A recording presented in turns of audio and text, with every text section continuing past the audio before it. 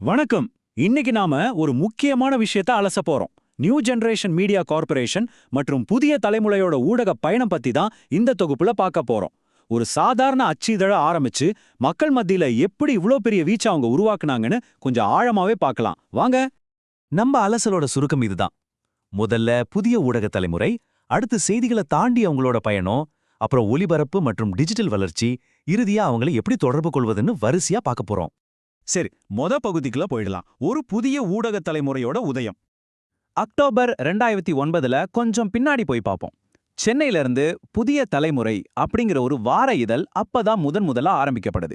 ஆரம்பிச்ச கொஞ்ச காலத்திலேயே தமிழ்நாட்டுல பலரும் விரும்பி படிக்கிற ஒரு பத்திரிகையா இது விஸ்வரூபம் எடுக்குது. அது எப்படி இவ்ளோ சீக்கிரம் சாத்தியமாச்சுன்னு நீங்க யோசிக்கலாம் இல்லையா?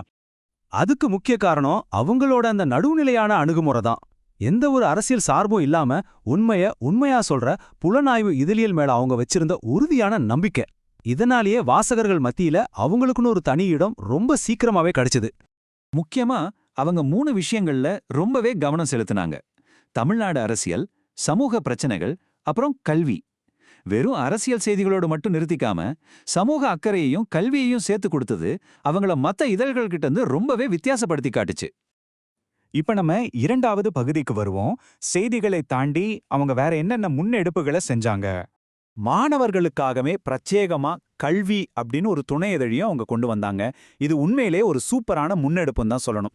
வெறுமனே நடப்பு நிகழ்வுகளை சொல்றதோட நிறுத்திக்காம மாணவர்களோட எதிர்காலம், அவங்களுக்கான வேலைவாய்ப்பு வழிகாட்டுதலுக்கு இது ரொம்பவே உதவியா இருந்துச்சு. அது மட்டும் இல்லாம 2015ஆம் வருஷத்துல இருந்து அவங்க ஆசிரியர் விருதுகள் கொடுத்துட்டு வராங்க. அறிவியல் விழிப்புணர்வு, புதுமையான விஷயங்கள், அப்புறம் கிராமப்புற சேவை, இந்த 3லையும் சிறந்து விளங்குற ஆசிரியர்களை கண்டுபிடிச்சு கௌரவிக்கிறாங்க. சத்தமே இல்லாம அவங்க செஞ்சுட்டு வர ஒரு பெரிய சமூக பணி இது இல்லையா? அடுத்து 3வது பகுதி அவங்களோட ஒளிபரப்பு மற்றும் டிஜிட்டல் வளர்ச்சி எப்படி இருந்துச்சுன்னு பார்க்கலாம்.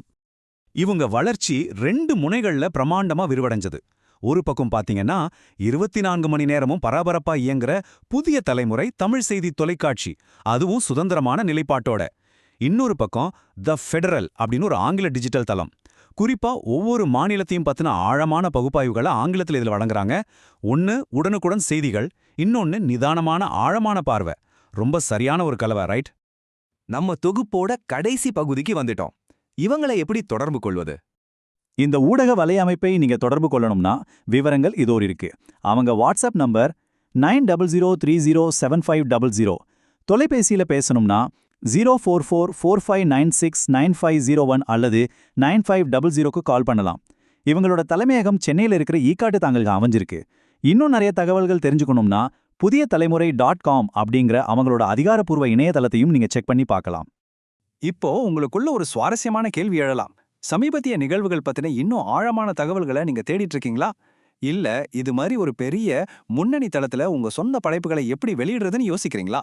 தேடுங்க, உங்களுக்கான விடைகள் அங்கேயே காத்துட்டு இருக்கு. மீண்டும் இன்னொரு அருமையான அலசலோட சந்திக்கலாம். நன்றி.